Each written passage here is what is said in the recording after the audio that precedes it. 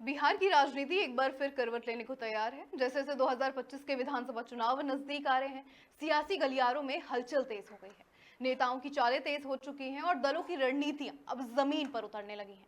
इन्हीं चुनावी गर्मियों के बीच सीट का समीकरण सीरीज में आज हम आपको लिए चलते हैं सहरसा जिले की एक बेहद अहम सीट पर, सहरसा विधानसभा सीट। नमस्कार, बहुत बहुत स्वागत है आपका। मैं हूं आपके साथ स्नेहा सिंह। यहाँ हर चुनाव एक नया मोड़ लाता है।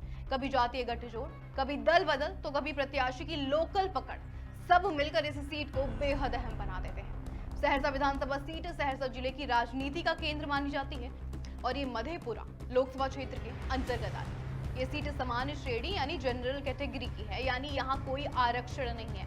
इसका मतलब है कि प्रत्याशी की छवि, जमीनी पकड़ और जातीय समीकरण ही चुनावी नतीजे तय करते हैं। अब तस्वीर दिखाते हैं चुनावी इतिहास की।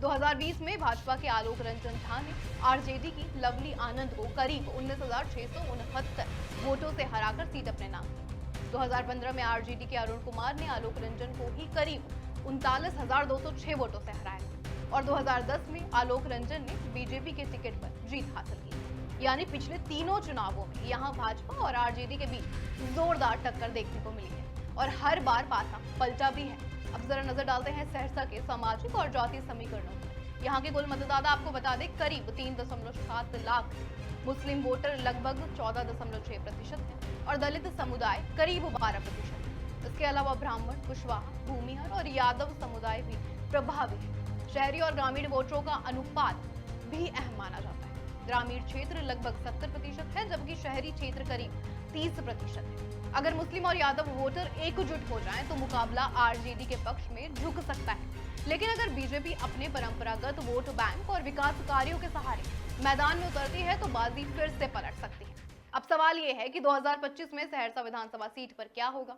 क्या आलोक रंजन झा एक बार फिर भाजपा के टिकट पर उतरेंगे मैदान में, या फिर आरजेडी इस बार कोई नया चेहरा उतारेगी, या अरुण कुमार की वापसी तय है।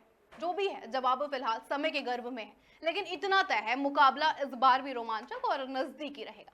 आज के सीट के समीकरण में फिलहाल इतना ही। फिर मिलेंगे एक नई सीट और नए सियासी समीकरण के साथ। नमस्कार।